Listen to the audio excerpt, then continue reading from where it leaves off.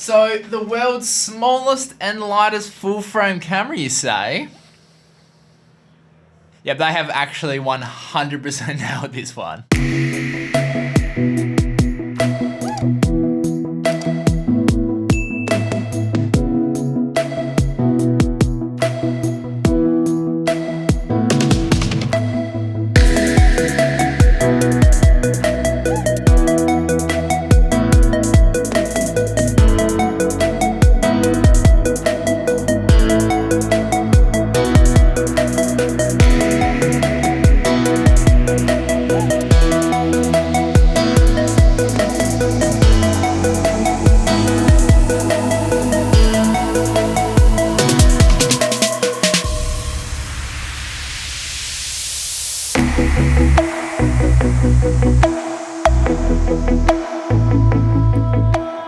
Firstly, big thank you to Camera Electronic for sending over the Sigma FP for me to test out. You guys are a bunch of bloody legends. So my time with the Sigma FP was quite short, but in that time I went from what the fuck to wait, hang on, what? And I'll tell you exactly why.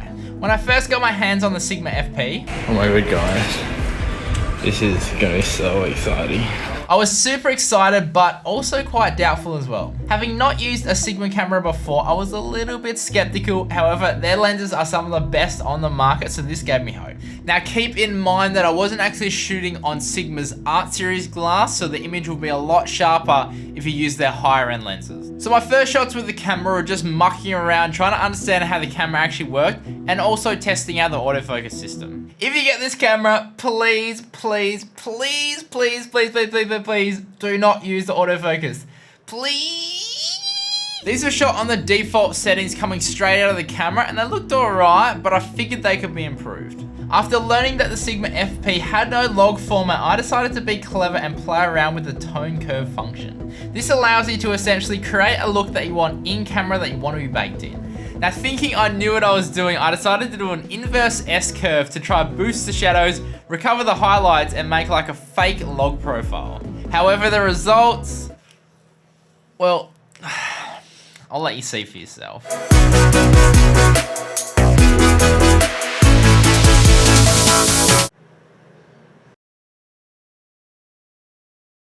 Yeah.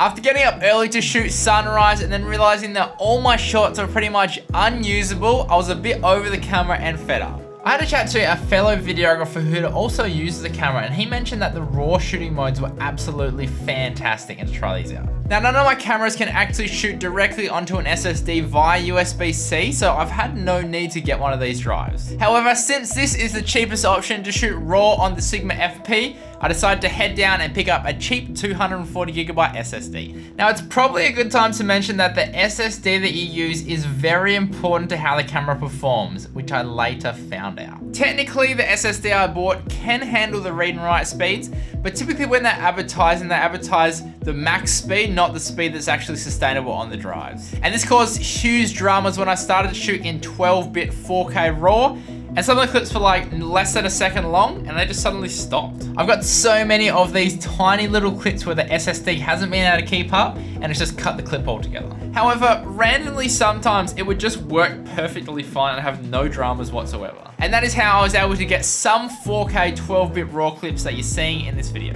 Anyway, after finally figuring out that the best way to use this camera is to shoot in the RAW format, I kitted up and went back to Burleigh Heads to shoot some surfers at Golden Hour.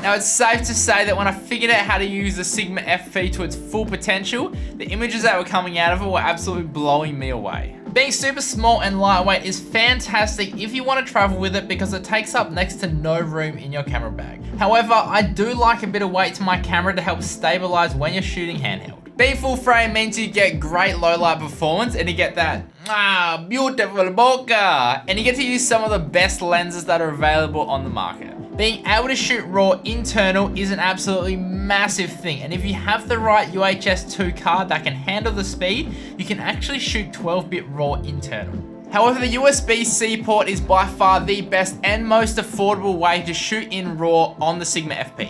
Just make sure you get a drive that is actually fast enough. I'd probably recommend one of the Samsung T5s, and also I'd recommend probably minimum 500 gigabytes. The dynamic range in the RAW files is absolutely crazy, especially when you use DaVinci Resolve's highlight recovery feature.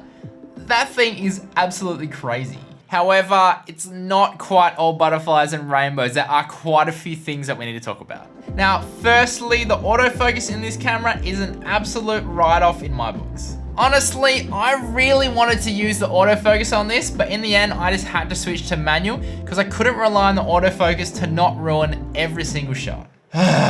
Coming from Canon's dual pixel autofocus has literally ruined every other camera's autofocus for me. The format of the interface is a little bit whack and it definitely takes some time to get used to. The biggest thing that I hated is when you go to change the ISO, the menu's in the way when you change it, so you can't really eyeball to figure out what the exact ISO is that you need.